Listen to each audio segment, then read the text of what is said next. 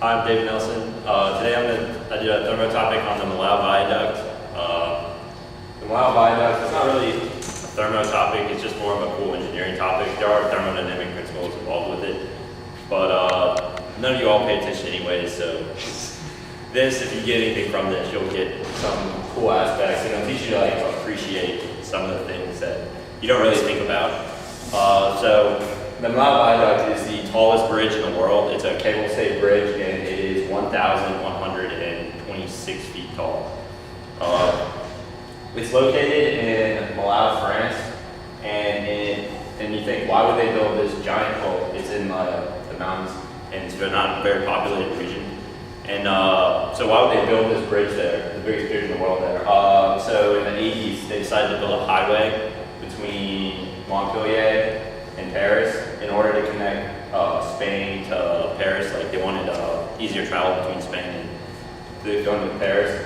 And so they did that, and then when they got to Malau, there's a giant valley, and it's the biggest valley in France, and then there wasn't really a way to just go over it. You can't just build a bridge there. So they went around and a bunch of switchbacks, and that would cause the traffic in Malau during the summer seasons when all the Spanish people and French people are going back. It would cause traffic, so it'd be hours and just wasting time. And so in the 90s, they decided to build a bridge. Michel Villageau was the guy that came up with the idea for it. He's the head of the bridge building for the Department of Transportation in France. He also built the Normandy Bridge. If you guys ever heard of that? It's a big bridge nowhere.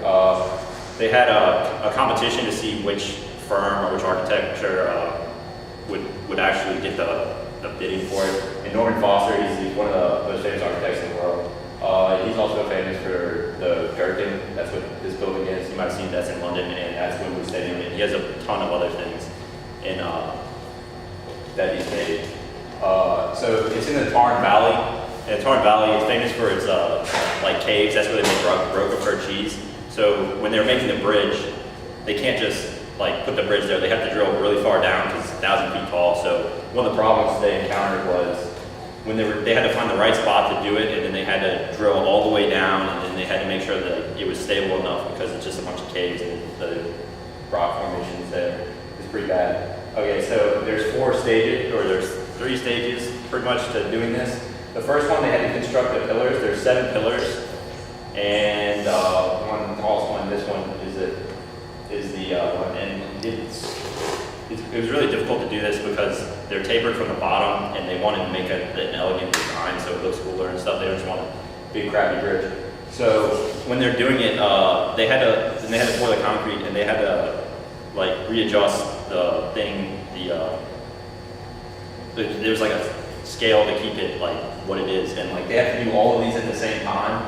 And they said they would do it in 4 years, and that was the time limit. And every day they didn't do it. They didn't. Every day they went over, it was $30,000. So what they did here is it took about a year and a half to build all the pillars, and they have to keep them all lined up. And there's no way to tell. They had to use GPSs to line it all up and keep it to make sure that they were all level at the same level. The next stage of it, they had to make the actual roadway.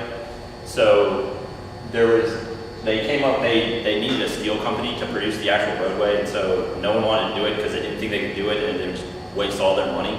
So the only one that actually took the job was the Eiffel company. They made the Eiffel Tower too.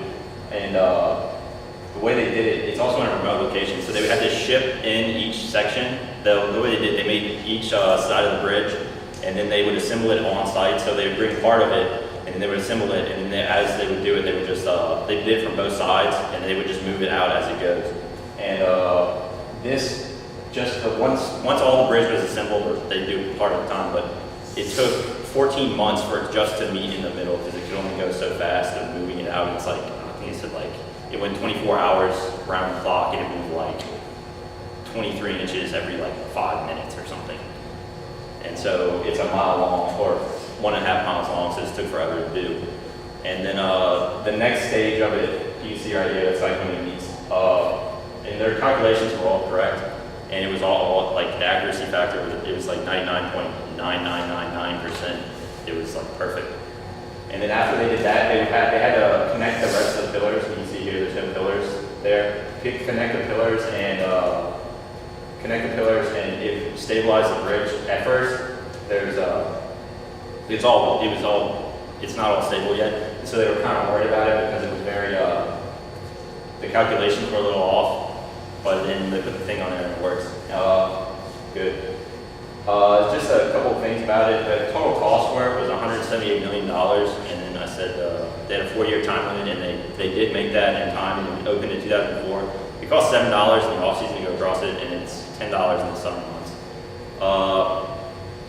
Just some quick things. There's the thermodynamic aspects, like with any bridge or anything, there's going to be expansion and stuff, and they have to take that into account when they're making the bridge.